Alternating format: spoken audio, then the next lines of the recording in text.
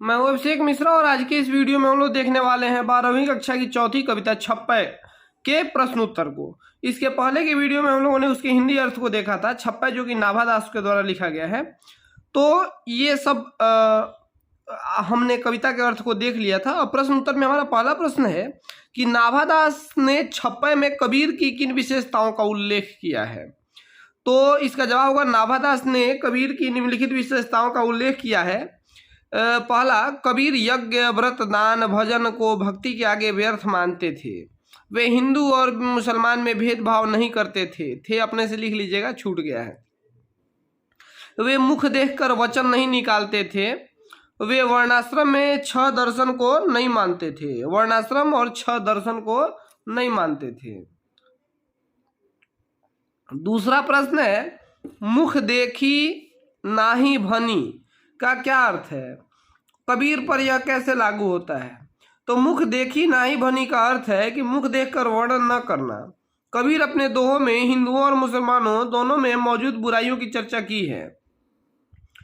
कबीर ने यहाँ होगा अपने दोहों में हिंदुओं और मुसलमानों दोनों की बुराइयों की चर्चा की है। वे किसी के साथ पक्षपात नहीं करते थे। तीसरे प्रश्न की अगर बात करी जाए तो हमारा तीसरा प्रश्न है कि सूर के काव्य की किन विशेषताओं का उल्लेख कवि ने किया है।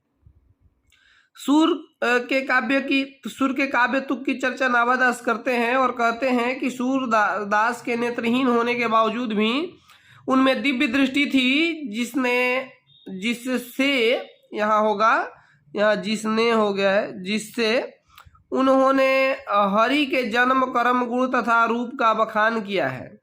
नाभा दास जी बताते हैं कि सूरदास की रचनाएं इतनी मधुर होती हैं कि उन्हें सुनकर सभी अपना सिर डुलाने लगते हैं। चौथा प्रश्न है, पक्षपात नहीं वचन सबही के हित की भाषी इस पंक्ति में कबीर के किस गुण का परिचय, माफ कीजिएगा अगला पेज उलटना है, दिख रहा होगा, दिया गया है। मतलब इस प्रश्न का उत्तर है कि पक्षपात नहीं वचन सबही के हित की भाषी इस पंक्ति से कबीर के धर्मनिरपेक्ष होने का गुण का परिचय दिया गया है। सुन के ही लग जा रहा है कि ये पक्षपात नहीं करते हैं, सबके हित की वचन माने सबके हित का वचन कहते हैं। कविता में तुक का क्या महत्व है। तो कविता में तुक बहुत महत्वपूर्ण होता है। बिना तुक के कविता अर्थहीन एवं महत्वहीन होती है। मतलब तुक कहते हैं तर्क को, तो बिना तर्क के कविता तो महत्वहीन हो जाएगी जी। और बिना तुक के कविताओं का प्रभाव नहीं होता कि वे साज बदल सकें। अब यहाँ साज नहीं होगा, शायद समाज होगा। अब प्रिंट करने वाला बेचारा थोड़ा गड़बड़ी कर देता है, समाज बदल सके। कबीर ने भक्ति को कितना महत्व दिया है।